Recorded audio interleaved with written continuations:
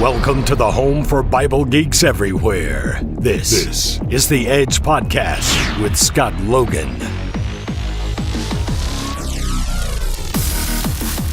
What's up, Bible geeks, and welcome to the Edge Podcast Reformation Special, Part 2. I'm your host, Scott Logan, and I hope that this week you had a great Halloween and Reformation Day.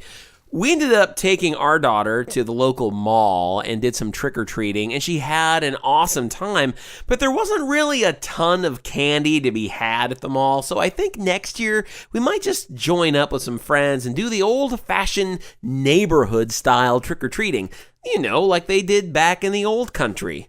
Now, last week we talked about Martin Luther, and I gave you the 40,000-foot overview of his contribution to getting the Reformation started.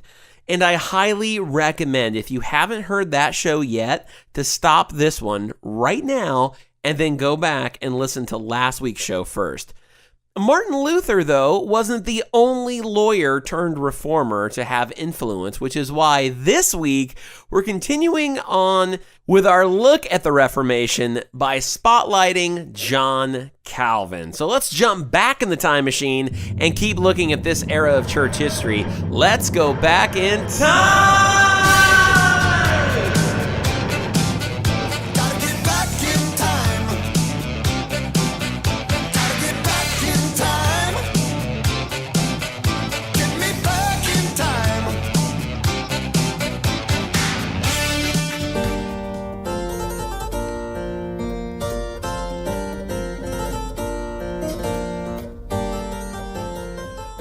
Okay. On July 10th, 1505, Jehan Calvin was born in Picardy, which was a town in the Kingdom of France. He was born in a family with fairly humble means. His grandfather was a barrel maker, and his other grandfather was an innkeeper. Now, his father, on the other hand, Gerard Calvin, had improved his situation by becoming a successful lawyer. With a practice so successful, it brought him into the society of the upper class and cathedral clergy. John's mother, Jean Lefranc, died of an unknown cause in John's childhood. Now, Gerard had plans for his boy John that would involve John having a career in the church, and his yellow brick road to get there was going to run through the University of Paris. There he would take an arts course and then go on to 9 years of study for a theological doctorate. The arts course was accomplished, or nearly so, by the mid-1520s. John was now an excellent scholar, a good Latinist. He was proficient in the philosophy that was taught in those days and qualified to take up the intensive study of theology. But then plans changed because Dad didn't think that a career in the church was going to pay enough. Maybe he was listening to the wrong people. Right, Benny? And only those who have been giving to God's work will be spared. Hallelujah. Gerard thought that a career in law would be better for John and more financially beneficial, and John was the compliant type, so the next 5 or 6 years saw John at the University of Orleans, receiving some distinction in a study that he really didn't care for. And these were years which brought him into the ideals of the Renaissance. Now, the effects of this new approach to the arts and education were by this time apparent all over Europe. Greek was steadily making its way as a necessity for the scholar. And printing presses were supplying cheap editions of Greek and Latin classic literature. There were already 6 editions of the Greek New Testament and just as many of the Hebrew Old Testament. It was a revolution in thinking and taste, almost as great as what we've seen today with computers and the internet and word processors. Calvin, too, came under this influence. He learned Greek and a little later Hebrew. He developed a taste for good writing. He loved reading classics, and he made close friends of like-minded young men. He also published his first book in 1532 at the age of 22 years old, which was a commentary on Seneca's De Clementia, which was an instructional essay written in 55 AD to Emperor Nero. But something happened in John Calvin's 20s that changed church history forever. During the years of studying law, a more profound influence than that of the Renaissance had overtaken him. By the mid-1520s, the most momentous period in the history of the modern church, the message of the Reformation, started by Martin Luther, had reached John Calvin. In many countries, Luther had a strong following, and his friends were making use of the new technology of the printing press to reach a wider audience. Most importantly for Calvin, there were also Lutherans in Paris and in Orleans. For so long, the Word of God and the gospel of grace had been locked up in Latin and inside the clerical priesthood. And when it began to break out and break free through the awesome work of the Reformation, it shaped John Calvin's whole perspective on life and ministry. We don't necessarily know the exact time or the circumstances when Calvin came into his conversion, but he wrote a couple times about it. In his commentary on Psalms, he said this: "God drew me from obscure and lowly beginnings and conferred on me that most honorable office of herald and minister of the gospel. What happened first was that by an unexpected conversion, he tamed to teachableness a mind too stubborn for its years. For I was strongly devoted to the superstitions of the papacy that nothing less could draw me from such depths of mire. So this mere taste of true godliness that I received set me on fire with such a desire to progress that I pursued the rest of my studies more coolly, although I did not give them up altogether. Before a year had slipped by, anybody who longed for a purer doctrine kept on coming to learn from me, still a beginner and a raw recruit." In the second account, Calvin wrote this: "Being exceedingly alarmed at the misery into which I had fallen, and much more at that which threatened me in view of eternal death, I, duty-bound, made it my first business to betake myself to your way, condemning my past life, not without groans and tears." As we learned a few weeks ago, this was a James 4 kind of repentance. And he says, "And now, O Lord, what remains to a wretch like me, but instead of defense, earnestly to supplicate you not to judge that fearful abandonment of your word according to its deserts, from which in your wondrous goodness you have at last delivered me." Now, after his conversion, he became marked out as a Lutheran. And when persecution arose in Paris, where he had returned to teach in one of the colleges, he was forced into hiding now in France until he had to leave the country altogether.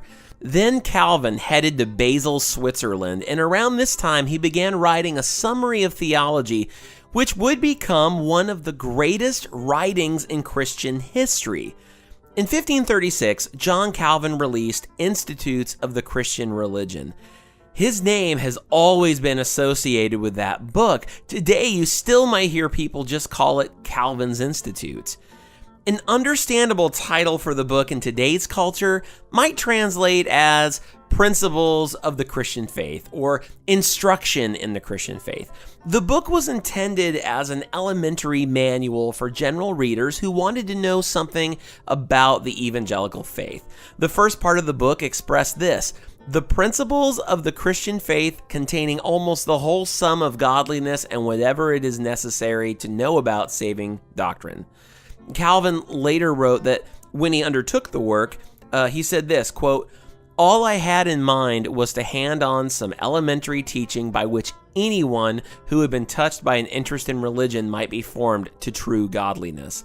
I labored at the task especially for our own Frenchmen, for I saw that many were hungering and thirsting after Christ, and yet that only a very few had real knowledge of him." So the book was written as an introductory textbook on the Protestant faith and covered a broad range of theological topics, from the doctrines of church and sacraments to justification by faith alone and Christian liberty. It vigorously attacked the teachings of those Calvin considered unorthodox, particularly Roman Catholicism, to which Calvin says he had been strongly devoted to before his conversion to Protestantism. This book was to make clear to non-evangelicals, whether strong Roman Catholics or they were Renaissance humanists, where the Reformation stood doctrinally. The Catholic Church was spreading some ridiculous notions, identifying the Reformers with various ancient heresies and accusing them of violating God's law with great immorality. So Calvin wrote the Institutes as a confession of the faith of evangelicals, showing their orthodoxy to the great creeds, their loyalty to established political order, and their acceptance of the moral demands of God's law. There should have been no need after this for anyone who could understand Latin to plead ignorance of the Reformation faith. Now, when we come back, we're going to see how John Calvin's life changed forever on the road to Strasbourg. Don't go away. The Reformation Special Part 2 continues on after we hear from Todd Nettleton. Where truth and entertainment are BFFs. The Edge Podcast with Scott Logan. Hi, I'm Todd Nettleton, and this is the Voice of the Martyrs Radio. Uri has always been an outspoken believer in Jesus. With a love for Christ and others, he used his gifts as a teacher to share the gospel with students. In Kazakhstan, authorities view Christian activity as a threat to government stability.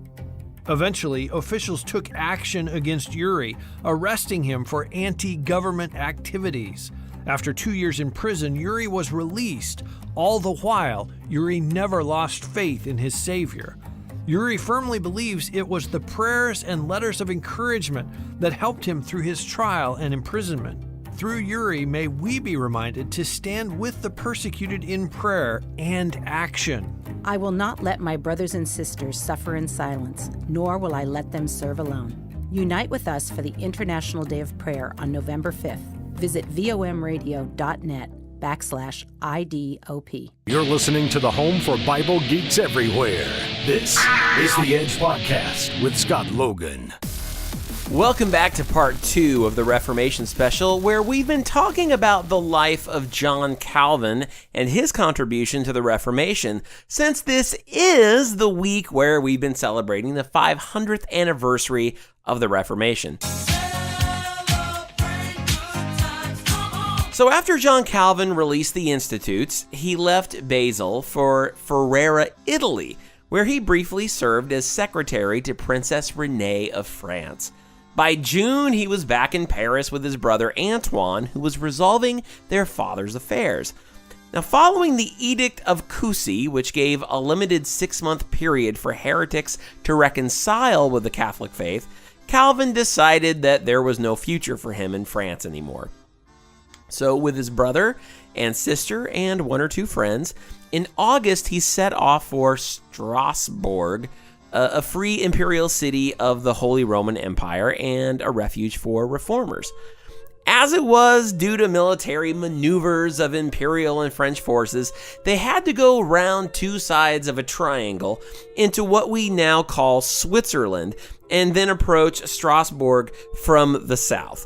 They got to Geneva, which was a safe town for them since it was declared for the Reformation a month or 2 earlier. And when they got there, they put up at an inn for the night, intending to resume their journey in the morning. But then there was William Farel. Now, Farel was a fellow French reformer residing in Geneva. He was a church leader who was striving to organize and establish a newly formed, reformed church there.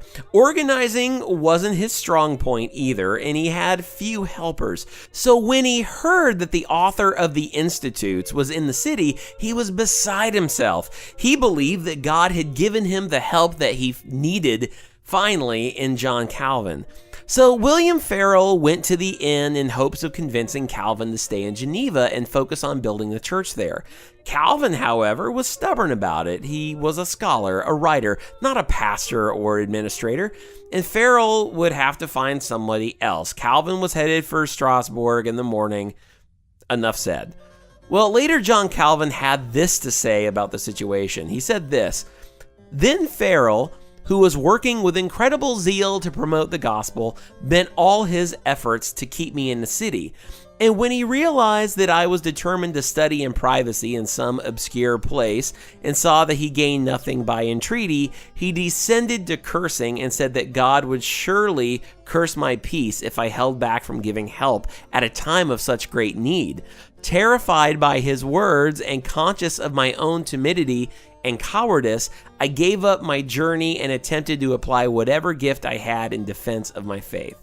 He also said this, quote, I felt as if God from heaven had laid his mighty hand upon me to stop me in my course, and I was so terror-stricken that I did not continue my journey.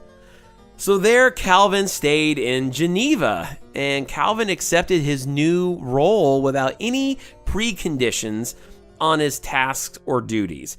Now, the office to which he was initially assigned is unknown to us. He was eventually given the title of reader, which most likely meant that he could give expository lectures on the Bible. Sometime in 1537, he was selected to be a pastor, although he never received any pastoral ordination. For the first time, the lawyer theologian took up pastoral duties, such as baptisms, weddings, and church services. Through all the events that followed, this belief that God had called him to work in Geneva and not somewhere else never wavered. This belief was challenged only once when he and Farrell were banished from Geneva 18 months later. He thought that God had mercifully released him, but after 3 years of freedom, he submitted to these renewed invitations from Farrell to return back to Geneva.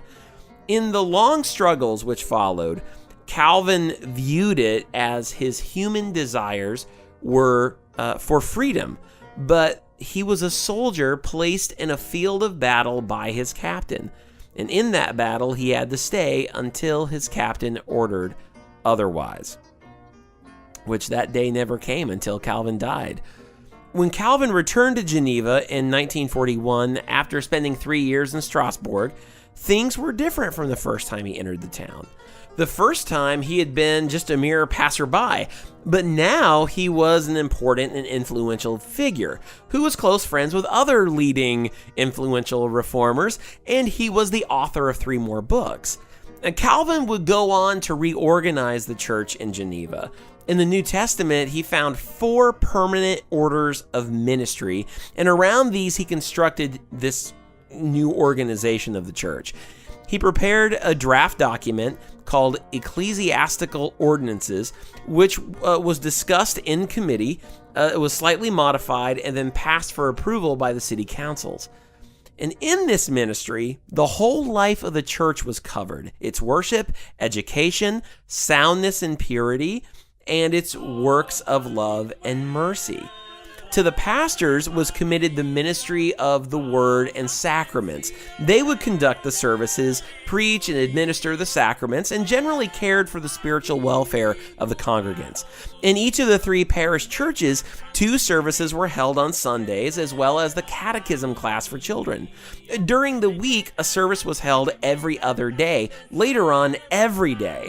The Lord's Supper was celebrated quarterly, even though Calvin did want to do it every week.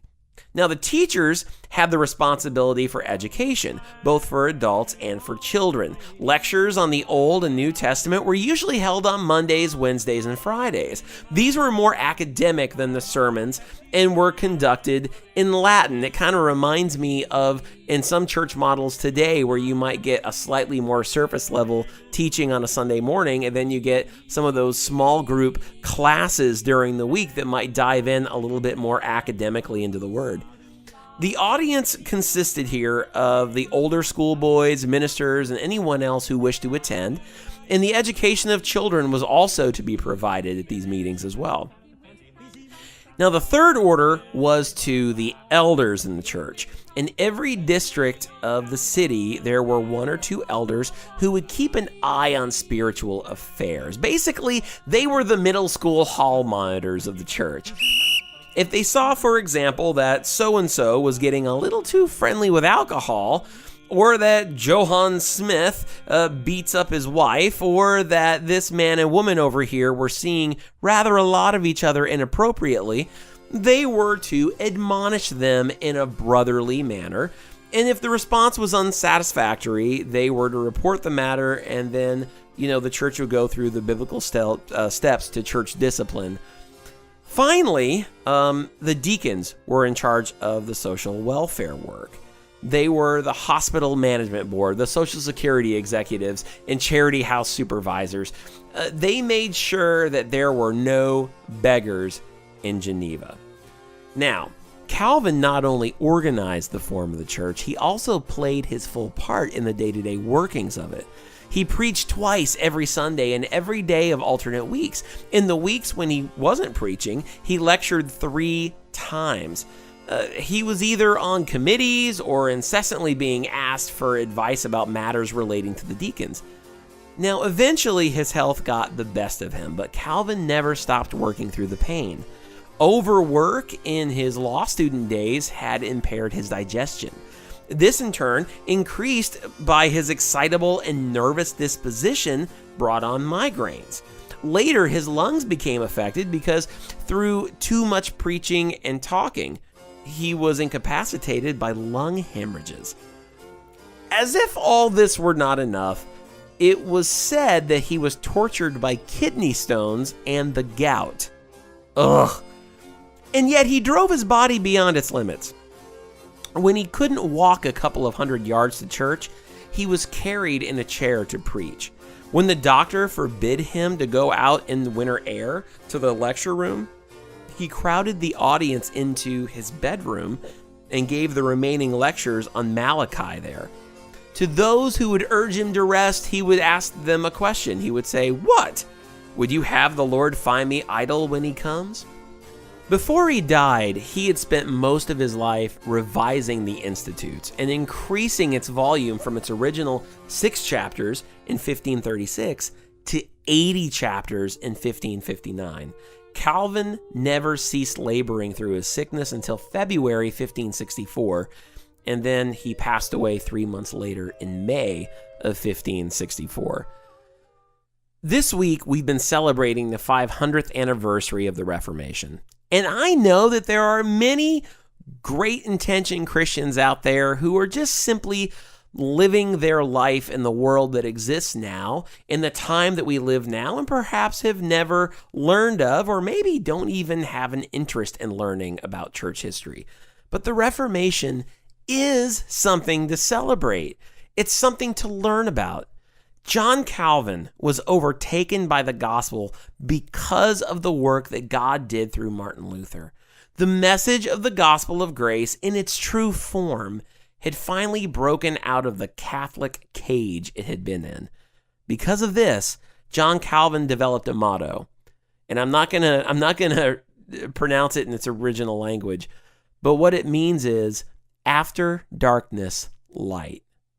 And for him, that meant after the darkness of so many centuries of gospel-absent church life, being able to break through into gospel light, and the gospel spreading out to Geneva and out to Europe and out to the world to the glory of God. John Calvin and Martin Luther weren't the only influential reformers, but they're the ones that we've been focusing on because of the impact that they both played. Celebrating the Reformation is just another way to express our thankfulness to God. He used the reformers to pull the church away from lies, corruption, and unbiblical doctrine and practices, and to pave the way for the gospel of grace to be heard throughout the world. We celebrate Reformation Day simply because after darkness, light. We'll be right back after this. Like the show? Buy a shirt. Visit the Edge Podcast store at www.theedgepodcast.com. This is The Edge Podcast with Scott Logan. The Edge Podcast with Scott Logan is a proud partner of JesusFreakHideout.com.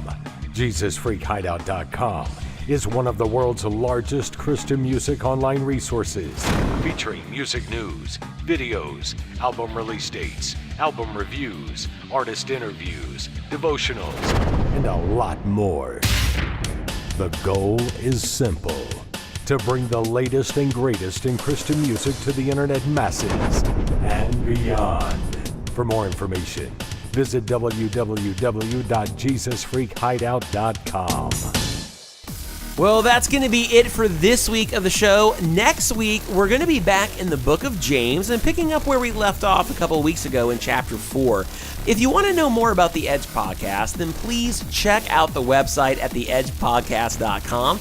All of my social links are at the top right corner of the page, so make sure to check those out. And also, make sure to follow me on Twitter at EdgePodcast1. Guys, thanks so much for listening to the Reformation Special, both parts 1 and 2. I'm Scott Logan saying, when you go out and live awesome lives this week, make sure to live on the edge. We'll see you next week. You've been listening to The Edge Podcast with Scott Logan. Visit the website, www.theedgepodcast.com, for a complete list of episodes, blogs, merchandise, and more. And above all else, live on the edge.